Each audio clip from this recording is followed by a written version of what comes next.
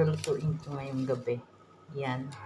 Tikman natin kung kakain sila nito. At ito yung nagdala ako ng Mamacita's Menudo Apretada Mix. Bahala na guys kung anong lasa yan. Basta magluto ako.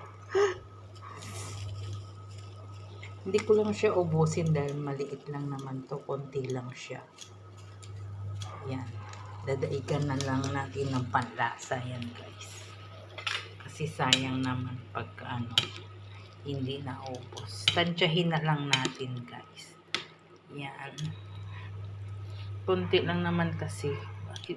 Alam nyo guys, ito hindi pa yan mauubos. Kasi kami lang ng bata.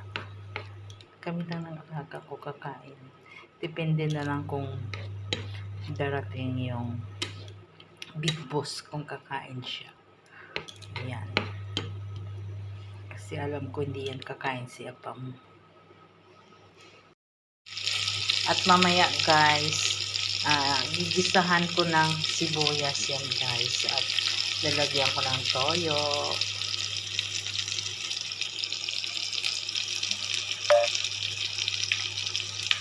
Guys, luto na yung ating menudo. At lalasahan natin kung masarap nga ba o hindi. Siyempre, laging masarap kahit hindi. Galing guys. Sigurado magugustuhan to ng alaga. Yan na guys. Yan, sasalin na natin yan.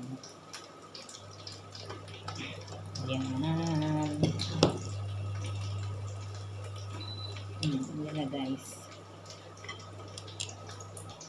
Yan guys, luto na yung sibuyas na ating ginisa. At lalagay natin dito guys sa isda na nirito ko kanina. At lalagyan natin ng toyo. Yan. Soya sauce lang guys. Yan. Lalagay natin dito sa itaas. Yan. Yan. At lalagyan natin ng konting toyo. Kasi nilagyan ko na ito kanina ng asin. Yan. Yan guys. Masarap yan guys. Na-try na namin lagi. Yan. Thank you guys. Crumble egg tayo guys. Ayan na yung aking sibuyas at kamatis. Yan. 2 itlog yan guys. 2 lang.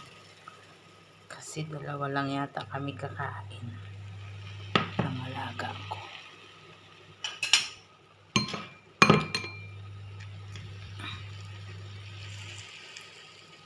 Ito naman guys yung aking konting gulay. Yan. For healthy body. Yan. Konti lang yan guys. Kasi para lang sa alaga ko. Yung matira akin, pag may tira swerte. Pero okay lang. Kasi hindi namin mauubos. Okay lang yung may tirang konti. Yan. Yan lang guys.